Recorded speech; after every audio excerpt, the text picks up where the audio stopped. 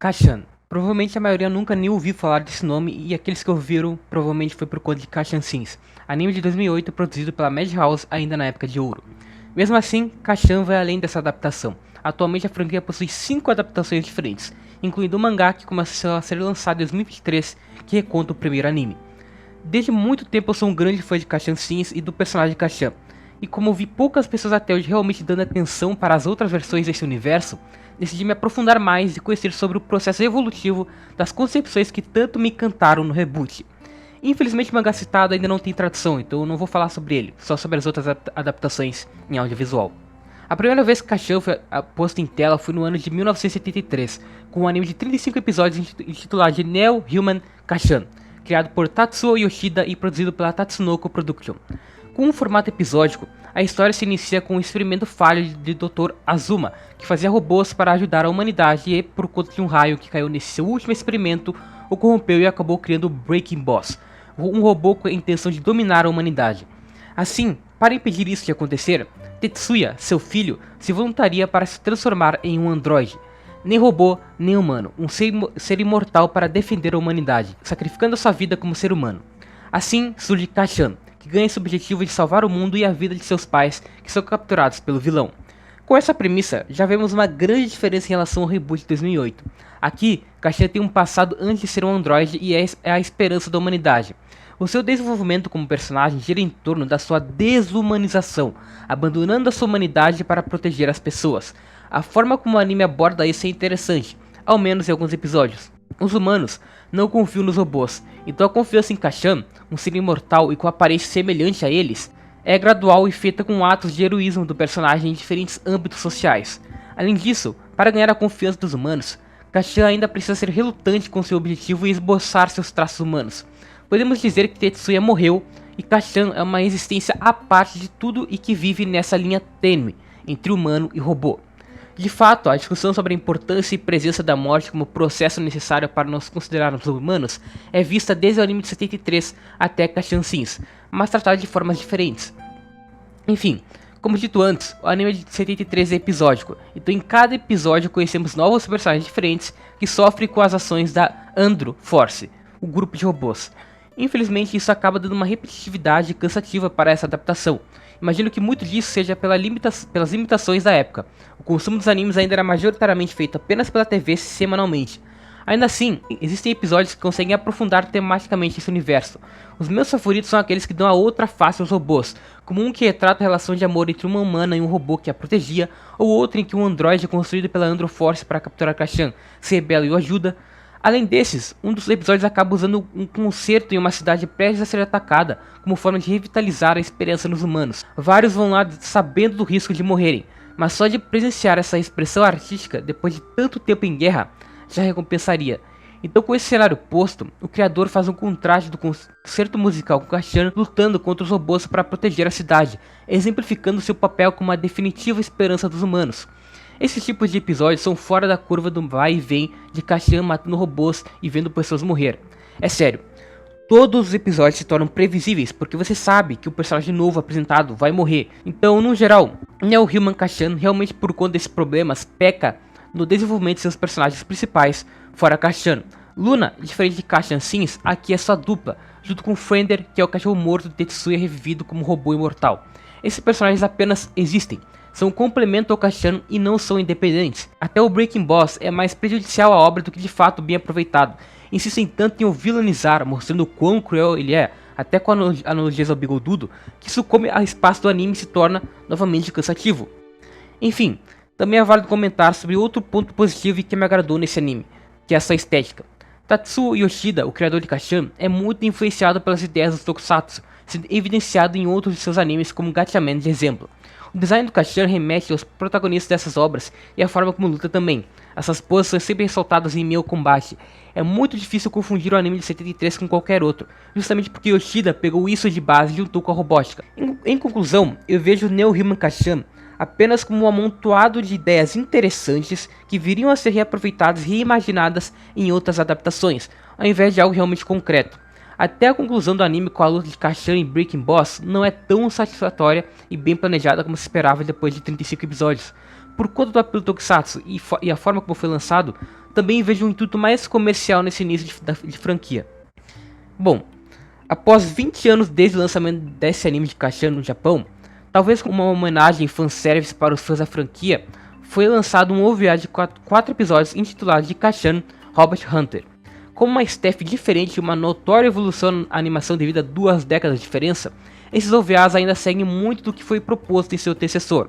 Tetsuya ainda é Kashan, Big Boss ainda quer dominar o mundo e Luna ainda é o par de Kashan, ao lado de Fender, mas dessa vez o cenário é diferente. No anime de 73 vemos o início dessa dominação mundial dos robôs e, já nesse OVA, começamos pela perspectiva de um mundo já dominado, onde os humanos são escravizados pela Androforce e Kashan já está estabelecido como uma lenda que dá esperança a eles.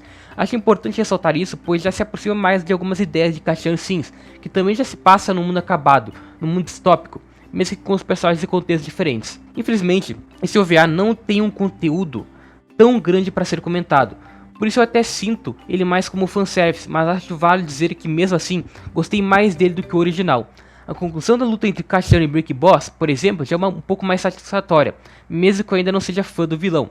Além disso, o final de Kashan em si é mais realista, já que fica vago seu paradeiro, diferente do anime 73, em que ele derrota o vilão, liberta seus pais e termina feliz com eles, Luna e Fender.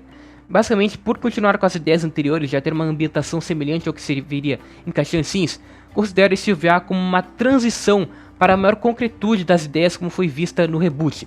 Não vou afirmar que desde essa época já tinha essa ideia, mas ainda assim dá para perceber percepções diferentes que viriam a se tornar o que a gente viu pela Madhouse. Até que, mesmo com alguns problemas, Kashan continuava tendo pontos positivos e sendo uma obra única e com discussões interessantes em alguns momentos sobre a desnecessária busca pela imortalidade e a evolução tecnológica que poderia afastar os humanos da própria humanidade. Mas aí, em 2004, tiveram uma grande ideia de criarem uma adaptação em live action para Kashan. A minha esperança é que fosse um live action perdido super foda, mas não é. Dirigido por Kazuaki Kiria, guardem essa informação, guardem esse nome. O filme de Kashan tem algumas mudanças em relação ao plot original. Nesse mundo, graças a uma grande guerra e aos usos de armas nucleares, químicas e afins, a Terra se tornou inabitável. Tendo isso em vista, o Dr. Azuma começou uma pesquisa para superar doenças e dificuldades da nova vida, o projeto Neocell, já citado no OVA de Kashan. Mas novamente dá um problema no experimento e agora, ao invés de um robô descontrolado querendo dominar o mundo, nascem mutantes e declaram guerra aos humanos. Assim, novamente, Tetsuya se torna Kashan para os combater, mas dessa vez com uma diferença. Isso é feito para o salvar, já que havia morrido em uma das guerras. Aqui, a Luna e o núcleo familiar também continuam presentes. Enfim, essa mudança é bem burra por si só, já que mesmo com os robôs ainda existindo no filme, os inimigos principais ainda são mutantes, o que vai contra uma das discussões e dilemas da franquia, que é a relação humano e máquina. Além disso, parece que o filme realmente nem se importa em discutir algo. Os mutantes só começam a ter maior profundidade, além de serem contra a humanidade, lá no finalzinho, quando é revelado que na verdade eles são de uma raça ancestral aos humanos e que o Dr. Azuma já se apropriado deles para salvar a humanidade. Então aqui o grande plot do filme é que ele é o grande vilão.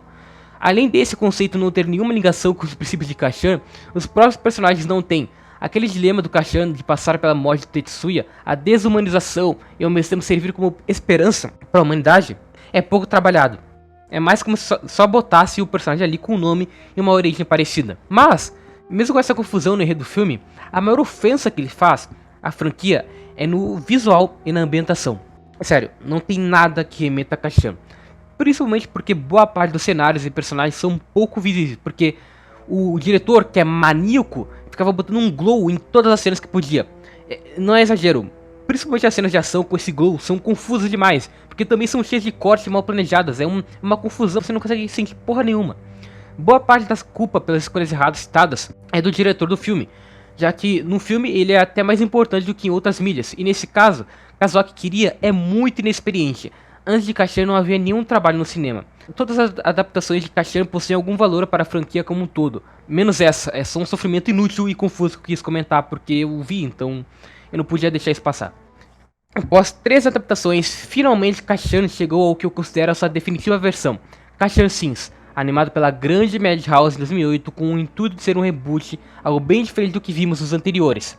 Nesse anime, o mundo já foi destruído graças à guerra de humanos contra robôs e acompanhamos a jornada de redescobrimento e humanização de Kashan, um androide criado por um dos cientistas comandados por Breaking Boss para procriar a vida robótica. mas que no fim serviu como uma máquina de destruição em massa.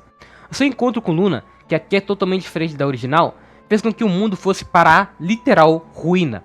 Apenas com essas informações já fica claro que o Kashan é bem diferente das suas concepções anteriores. Ao invés de ser um humano que passa pela desumanização, é um androide desde sempre que passa pela humanização, devido à perda de memórias. Ele não é mais a esperança da humanidade, ele é o responsável pela destruição dela.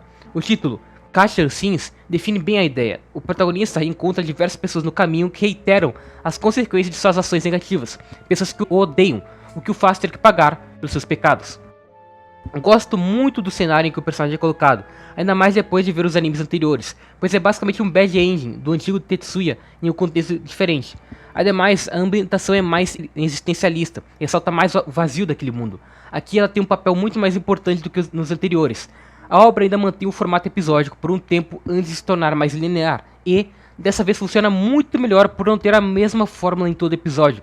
Cada um deles é diferente e apresenta um personagem com intuitos temáticos diferentes. Sempre cito 2 episódios para elogiar essa adaptação.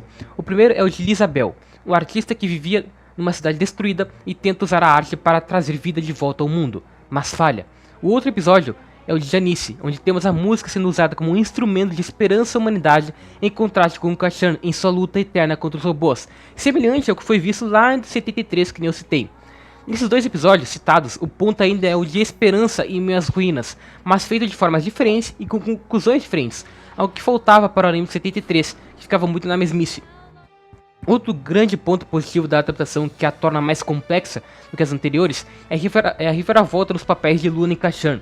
Luna, aqui por boa parte do enredo, era colocada como a esperança da humanidade, aquela que retornaria a vida aos humanos, sendo colocado como um símbolo da esperança, ao contrário de Kashan. Até descobrimos sobre o passado de ambos.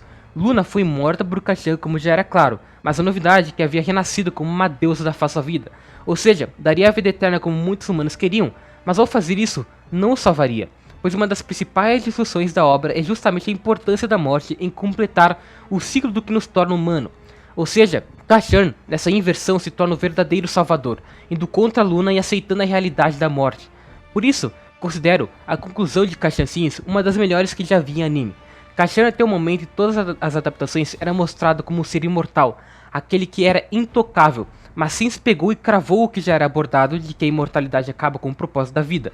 Assim, fazendo com que no final, Kashan morra ao lado daqueles que se aproximou durante essa jornada de redescobrimento é muito mais simbólico do que um clash entre ele e Breaking Boss só por vingança. Então, com exceção do live action, os outros animes de Kashan serviram para criar um terreno ao que viria a ser a maior ambição colocada nesse reboot de 2008.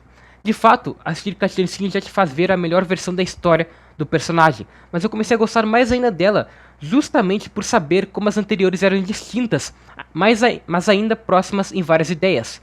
Talvez até poderia dizer que Kashan Sins é uma desconstrução de Kashan, ou algo do tipo.